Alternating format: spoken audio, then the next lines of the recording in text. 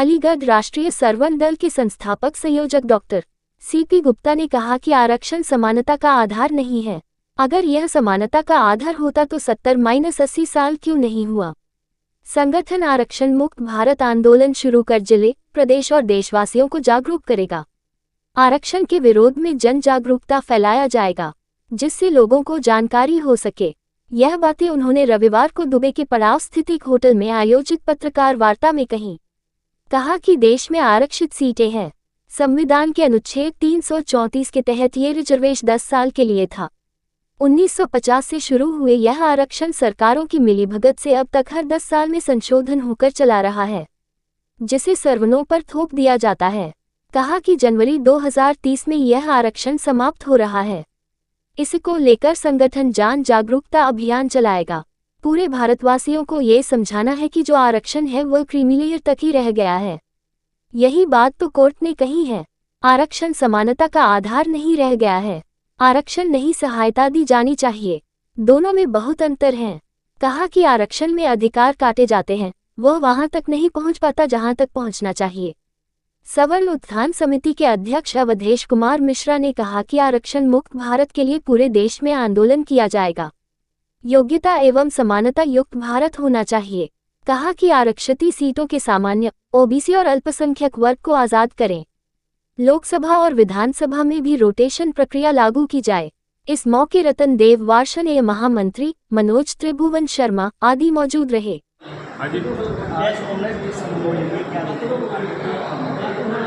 यह एक आंदोलन है, आरक्षण मुक्त भारत, योग्यता युक्त भारत, समानता युक्त भारत के लिए। पूरे देश में यह आंदोलन चलाया जा रहा है, जिसका एक प्रमुख केंद्र राष्ट्रीय सवर्ण दल अलीगढ़ में है। इसके माध्यम से हम उत्तर प्रदेश की 5वीं विचार गोष्ठी यहाँ कर रहे हैं।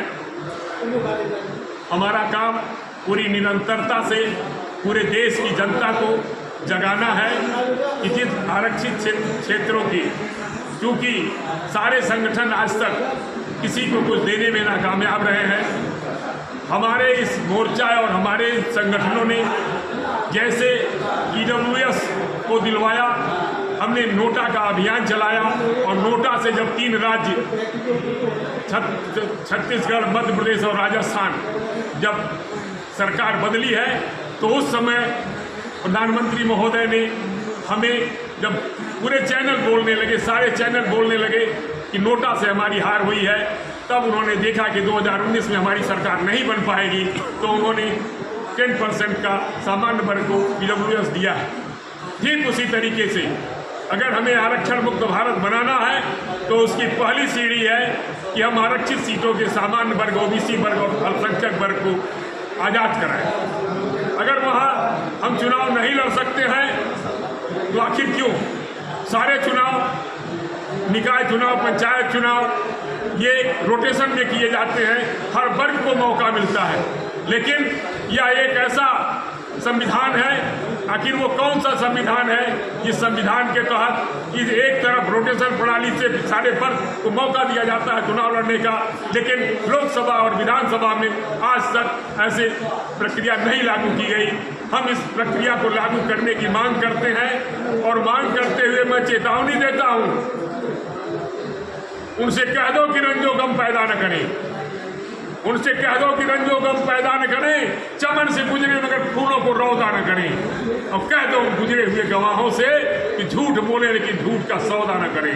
उन्होंने हर तरह से झूठ बोल करके हमारे समाज को पीड़ित किया है।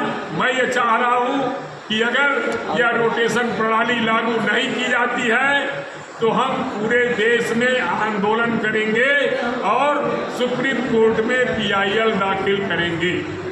हमारा मुख्य मुद्दा है आरक्षण मुक्त भारत, जिसकी पहली सीढ़ी हम आरक्षित से सीटों के सामान्य वर्ग और ओबीसी वर्ग, अल्पसंख्यक वर्ग को की बेड़ियों में लगी, जो पैरों में लगी बेड़ियां हैं, लोकतांत्रिक बेड़ियों से आज़ाद कराकर, चाहे कोर्ट के माध्यम से हो या सरकार के माध्यम से हो, हम दोनों माध्यम से लड़ने के लिए अपनी यह श्रृंखला चला रहे हैं, विचार गोष्ठी चला रहे हैं। आगामी दिनों में या प्रदेश में ही नहीं, आगामी दिनों में मेरठ में 1 तारीख को है, 1 सितंबर को मेरठ में है और 20 अक्टूबर को दिल्ली में है। उसके पूर्व 6 अक्टूबर को कायमगंज में यह विचार गोष्ठी रखी गई है। यह 5वीं विचार गोष्ठी है। 20 अक्टूबर को पूरे भारत के सारे आरक्षण विरोधी संगठन आएंगे और उस दिन यह तय किया जाएगा कि हम किस तरीके से आंदोलन को सड़क से सदन तक ले जाएंगे और कोर्ट में PIL कैसे दाखिल करेंगे।